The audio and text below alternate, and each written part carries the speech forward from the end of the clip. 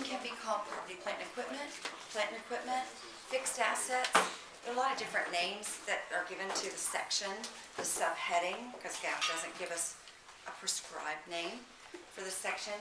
But there are three characteristics to our property, plant, and equipment assets. Number one, they're tangible. We can touch them. This is the Florida Southern College property, plant, and equipment, the lectern, the table, the building, the carpet, stained though it may be, the projector, okay? Oh, I didn't, I pressed it. thank you very much. And so we're doing the recording for Stephen, but I will post it to the portal if anybody wants to watch it in your spare time, yeah, whatever. Okay, so hi Stephen. But anyway, number one, you can touch it, it's tangible. Number two, the life is more than a year. It lasts longer than a year. This lectern's probably been here for, I don't know, 15 years probably, maybe more. And number three, you use it. We are using this building, we are using the lectern, we are using your seat to do what we do. The mission is to educate you. So those are the three characteristics of a property, plant, and equipment asset. And all except for land depreciates. Land is dirt. It's a legal description of a piece of property. Even if you had a sinkhole, you know, if you've ever tried to dig to China, have you talked about digging to China? If you've ever tried to dig to China, you don't get there. You know, I hit water because our backyard was right off of Lake Hollingsworth, and so, you know, what was I thinking? That there was water. We had a creek in our backyard. So, but land is land, dirt is dirt is dirt. Yes, it may become impaired in value, or it may increase in value, but it doesn't. Its usefulness doesn't go away. Okay, so land does not depreciate. All other assets do depreciate. And so, in this chapter, the first thing that we're going to talk about is how much do we capitalize as land? Capitalize means debit to an asset. So when we capitalized prepaid insurance, we debited prepaid insurance, and then when it was used up, we credited it, right? When we capitalized accounts receivable, we recorded that account receivable, that asset, as with a debit, and we collected it, and it came off as a credit. Okay, so we are going to capitalize a certain amount for our property, plant, and equipment, and the amount that we capitalize is all costs necessary to get it ready for its intended use. All costs necessary to get it ready for its intended use. So this is different from prepaid insurance. You make one payment and you have insurance coverage. It's different from accounts receivable, one charge, then you collect it or write it off, right? This could be a lot of different things. And so what are those lot of different things? Page 551 is not a complete list, but a good comprehensive list of what could be included as land. Obviously, the purchase price. You buy a piece of land. You purchase it. So that should be capitalized. Debit land, credit cash. So far, so good. But you could pay a brokerage commission. In fact, when you buy real property, which is buildings and land, that's called real property as opposed to personal property. This is personal property. The building we're in is real property. Real property, buildings and land. Personal property, furniture, fixtures, equipment, cars, trucks, computers. Okay? Something that's not permanent or not attached to the land and nature, right? Okay. And so the brokerage commission, usually you have a closing statement. You pay a commission to the real estate person. You could pay survey and legal fees if it's a brand new building, or if they need to survey it to make sure that you got the proper boundaries for your property. Delinquent property taxes, you can buy a foreclosed property that probably has back taxes that weren't paid. And so to be able to close and let it be free and clear, the title is free and clear, you have to pay back taxes to the county. Taxes assessed to transfer the ownership, cost of clearing the land and removing unwanted buildings. So if you bought a piece of land, and I have some friends at our church, and they're doing this, now they're not a business, but what they've done is she inherited a house from her great-grandfather, or from her grandfather. And so she is, they thought they were going to just gut it because it was like a rotating. And they were just going to gut it, but then they found asbestos. So what they're doing is they're just taking the building completely down. just demolishing it and carting everything off, and then they'll get equipment in to smooth it out so they can build another foundation, another building, okay? So there is no future economic benefit to that house that's there right now. Therefore, even the cost of that house, if we had bought that piece of property, is land cost. It is not building cost.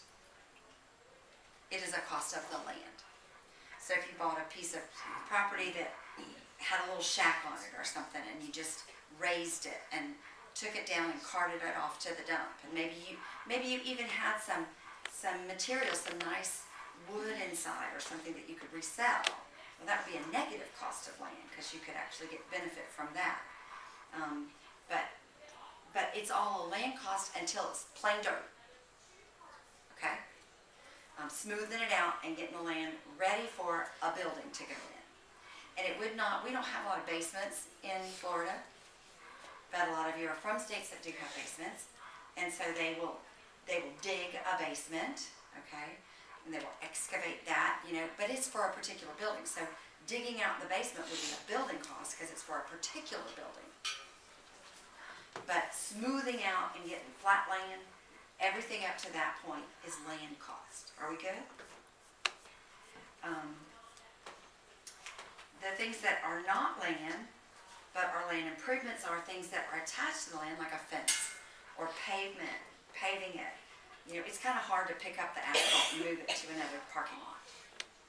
You can destroy it. You can take the jackhammer and and try to get rid of it, but it's not reusable. It's not portable. And so the sprinkler system, the lighting, the signs are called land improvements. They do wear out. Land doesn't depreciate, but those things do, because their usefulness expires. So far, so good. All right. And so anything that we do, on page 552, they talk about, they recorded a purchase of land, and part of it was a down payment with cash. So it was a complex journal entry, page 552. Debit land, credit cash for the $12,000, and then they did a note payable. It really would be a mortgage payable, which is a note payable collateralized by real property, land or buildings. So it was a mortgage payable.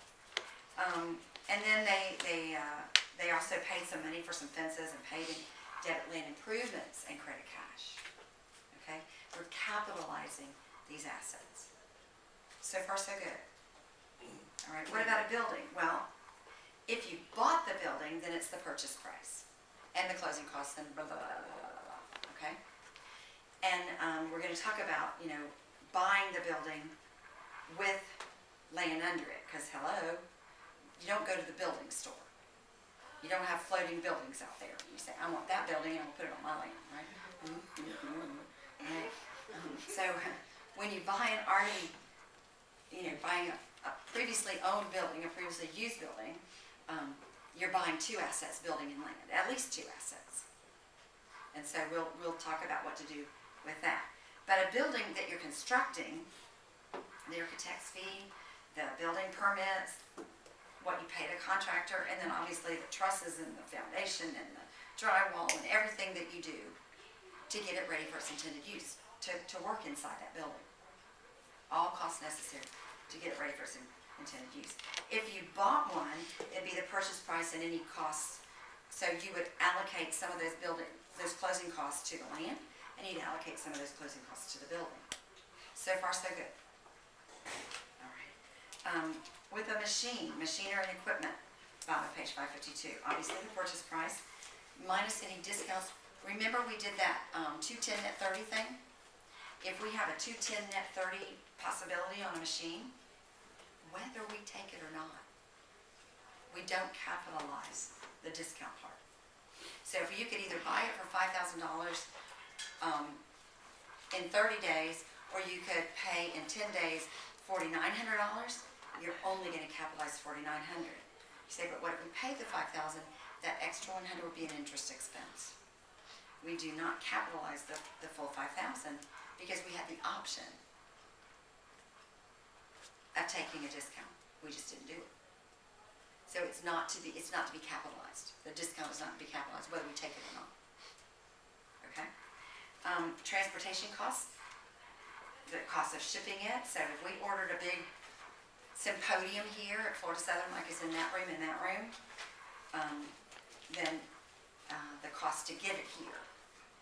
And the insurance while it's in transit, all costs necessary to get it ready for its intended use. The sales tax, we don't pay sales tax at Florida Southern, but a for-profit business does. So the sales tax to get it there. Any commission that we had to pay to buy it. Installation costs, because we'd have to get an electrician out here. And they'd have to take it in and they'd have to run new electricity in, they'd have to do all that and wire it all up. Installation costs. If they had to take the door jamb out to be able to get it in the room, if it was too big, no matter how they turned it, they couldn't get it in the room, then that would be an installation cost. If they were idiots and they tried to get it in the room, there was a way, but they didn't, and they broke it, or they broke the door jamb or whatever, that's a repair and maintenance expense. That is not a cost necessary to get it ready for its intended use. That is a repair expense. See the difference? Okay. And then testing costs. A lot of times your machinery, you're going to run a batch or two through to make sure it really does what it's supposed to do. All costs necessary to get it ready for its intended use. So the direct labor, the direct materials to do your testing is all capitalized. Right. Debit machinery. Testing, would that go to, like, let's say I'm making a product, right? Like so that sort of test label, test cap, whatever it is, that would all go to testing costs? Yes, now if it's a brand new product, or we also have research and development costs. Okay. And in this country, all research and development is expensed in the period incurred. Okay. So, but it would not be a capitalized cost, it would be a research and development cost, unless you were, so I'm talking more about like when Dell goes through their testing before they send you your computer in UPS or in the mail or whatever, FedEx or however you get it, they run it through a testing, the diagnostics. Yeah. That is a capitalized cost, it's part of inventory for them. If we at Florida Southern have, Florida Southern's not good.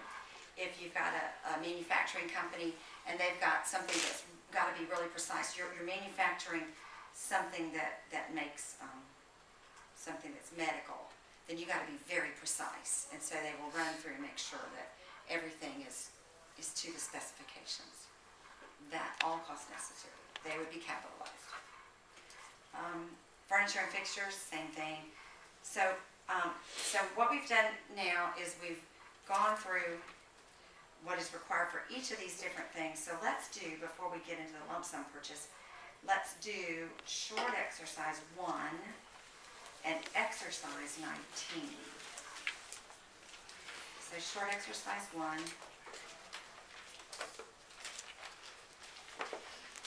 is on page 587. So we're determining the cost of an asset. I'm reading 587. Provo Clothing purchased land, paying $80,000 cash, plus a $220,000 note payable. So it really costs $300,000. It's just we finance part of it with cash, part of it with a note payable. That is a capitalized cost of $300,000, the sum. They paid delinquent property tax of $1,500. Title insurance, which means title insurance is going to a title company or an attorney, and they search to see if there's a lien on the property, if somebody's got a judgment against the property, a lien, if somebody's been sued, the owner of that property's been sued, and they didn't cough up the money, they can't sell it free and clear without paying that lien. So that the title insurance proves that that property is free and clear of any liens. Okay? So you have to pay title insurance if somebody goes and searches to see if anybody's ever put a lien on that property. Costing $800, so that is a cost necessary, and $4,000 to make the ground smooth, right? And remove an unwanted building. So you're going to record a journal entry for the sum of all of those. So all of those costs are necessary to get it ready for its intended use. Debit land for the sum total of those, $306,300, and credit to cash for a notes payable for the $220,000 in cash for the rest. And that might be done in one entry, or it might be done with a number of entries, because you might pay them to different people. Okay. Okay. Any questions then about that? All right, then let's go to exercise 17. Anybody need a minute on this one? You got it? Those of you that are finished, you can go to 17, page 590.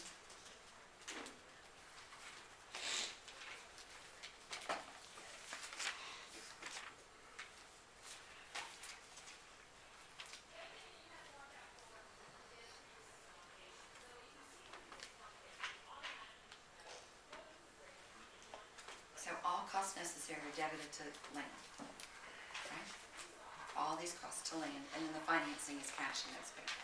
Is that clear? Is that pretty clear? All costs necessary.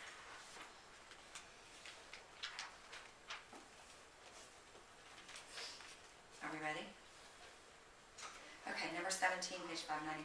Ogden Furniture bought land, and they paid some property tax, title insurance. They leveled the land, removed an unwanted building, and then they constructed an office building and paid for a fence and a sign and lighting. And they ask you how much to capitalize for each of these three assets. You say, well, why can't I just say the property? And it's because the building depreciates at, Sorry, numbers? oh, 17, thank you. Number 17. Exercise 17, page 590. And the answer is, your fences depreciate faster than your building. And your land doesn't depreciate at all. So we have to separate them into, at least by how quickly they're going to be used up, their expiration of usefulness. Land, never. Building, maybe 40 years. Equipment, maybe 5 years. Cars, maybe 5 to 8 years. Furniture, maybe 10 years. So we have to know how much goes into each individual asset. And so this usually you do a land improvements, and building. I don't know why I did that in that order, because it's really land, building, and land improvements. But we'll read through it. They pay $70,000 and a $300,000 note payable. So that all was land. We agree with that? And delinquent property taxes is land. These are all in thousand. Title insurance, $2,000, and $8,000 to get it smooth out the land, get it ready for a building. Then they constructed the building, and it cost $700,000. Right? $700,000. And then they paid $55,000 for a fence, $18,000 for a sign, and $10,000 for the lights in the parking lot. And so the answer is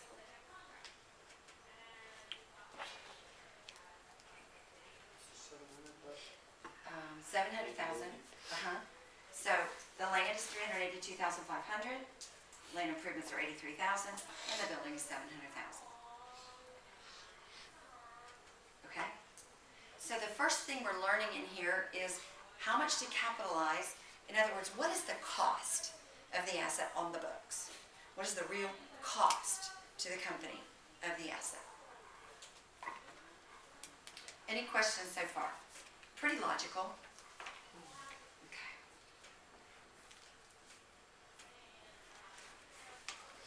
On page 559, they talk to you about what happens if we do a shrink wrap or a lump sum. Five what? And that's got to be wrong. 53.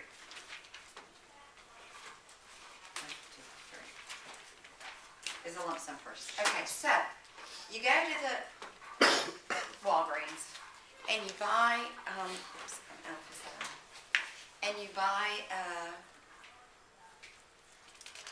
can of shaving cream, shaving gel, whatever, and it's got a disposable razor attached to it. It's shrink wrapped. Are we together? So you're actually buying two assets, shaving cream and you would call it a free razor, but oh, no. They each have value, do they not? And so we could say that part of the purchase price is for the shaving cream and part of the purchase price is for the razor. But they're sold as one unit. Well, in the same way, since we don't have floating buildings, when we buy a building that's already built, we're buying at least two assets. They're shrink wrapped. And you buy the property. You buy the building with the land, and maybe there's stuff in it. Maybe they've got furniture, maybe they've got, I don't know, equipment, whatever. But you're buying a property. But again, they each have different lives, land indefinite, and so we have to figure out a way to do this. So we call it the lump sum purchase. And the way we do it, and I'm going to use their example in the book, we try to figure out what is the value of the lump sum purchase? What is the value of the package? And to do that, and then we allocate it. So we've got fair market value, and in this particular one, they're buying land and building.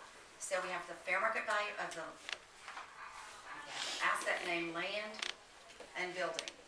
And they tell us that if the land didn't have a building on it, which it does, but if it didn't, the land's value would be $30,000. That's what has to be given to you, $30,000.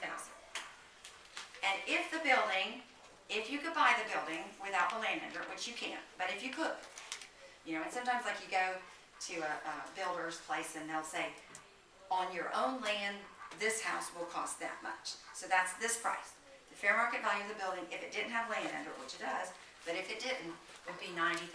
So this is, if we could separate them, which we can't, this is what would happen. And so we are buying a package of $120,000. So far, so good? All right. Then what we're going to do is we can either use fractions or percentages. Would you give me all your eyes just for a moment, please? And I'll let you write when it's time.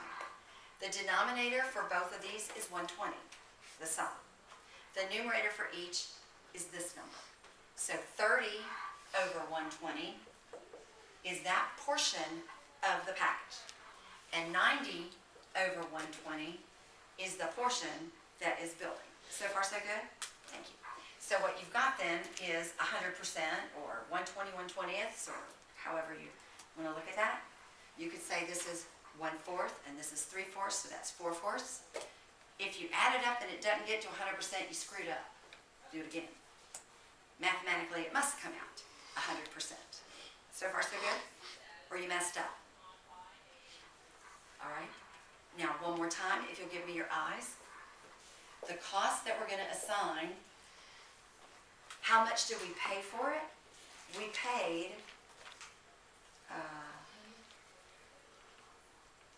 $100,000. So this is not a left to right, top to bottom kind of schedule. You put your $100,000 there, that's what we paid. And now we fill in the blanks. 100,000 times 1/4 is 25. And 100,000 times 3/4 is 75. Did you get it? Okay. Why don't we go ahead, Corey, and stop. We'll chunk this into different pieces.